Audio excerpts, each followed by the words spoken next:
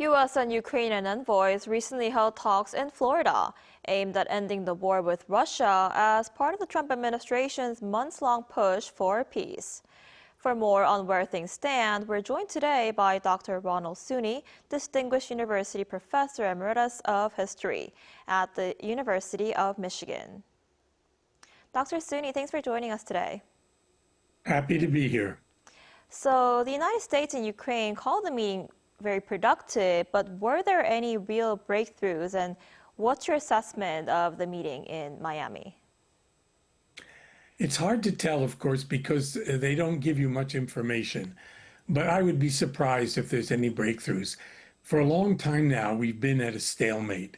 That is, the positions of Ukraine and the positions of Putin's Russia are so far apart that it's very difficult to imagine any immediate or short-term agreement. On the other hand, there's a lot of pressure from the Trump administration, and generally it's agreed that this administration is siding more with Russia than with Ukraine. So you have Ukraine caught in the middle, Europe backing even more forcefully than ever Ukraine, but the Trump administration trying to get something quickly, some settlement, perhaps to enhance Trump's reputation or possibility for a Nobel Peace Prize, and yet really just supporting and underscoring the positions of Putin's Russia. Right, and also in Miami, the U.S. also held separate talks with a Russian envoy. Russia initially described the talks as constructive, but on Sunday suddenly dismissed reports of progress. Are the talks still far from reaching an agreement?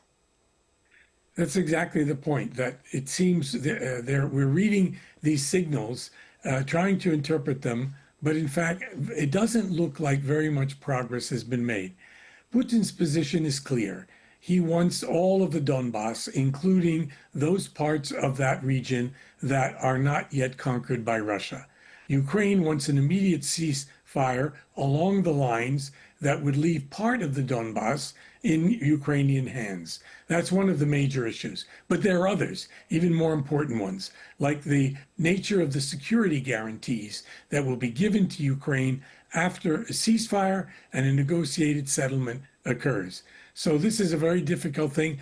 I've been using the word tragic to describe the situation because Ukraine is being pressured by the most powerful nation in the world, the United States, to give in to Russia, which is a country, of course, that started the war, has committed war crimes, and is the aggressor in this particular conflict. Right, and the war's been going on for 4 years, and Ukraine's on the verge of bankruptcy. European countries agreed to provide a massive interest-free loan to Ukraine, to meet its military and economic needs for the next 2 years. How significant is this plan for Ukraine? It's significant in the sense that much of Europe, not all of Europe, but much of Europe has unified around support for Ukraine, and they've made mammoth efforts to try to secure the funding so that they can buy weapons from the United States. And the United States is essential here because their intelligence services and the weaponry that they can supply at some cost to Ukraine is key to the Ukraine's holding out. But it's time to face the bottom line, the real facts. Ukraine ultimately, sadly, cannot win this war. And Russia, sadly, will never give in and will not allow itself to lose the war. Therefore, the stalemate exists until finally people decide enough is enough, it's time to make peace. Right, and so not much progress in Miami, but Putin said he's willing to speak with his French counterpart. So if talks between Putin and Macron takes place, could it help move things closer to ending this war? That, I would say, is the one hopeful sign. Macron was a figure that tried early on when the conflict was heating up and right after the war started to make some kind of adjustment, some kind of agreement with Russia. Then there was a real falling out, and Macron came out strongly against Russia. And now it seems they've opened the door, at least, to talks.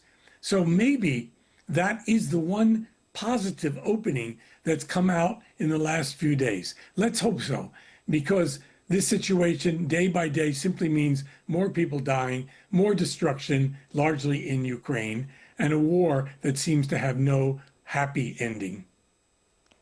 Right. Hopefully, we'll have to see how that goes. All right, Dr. Suny, thank you so much for your insight today. We appreciate it. Thank you. Thank you.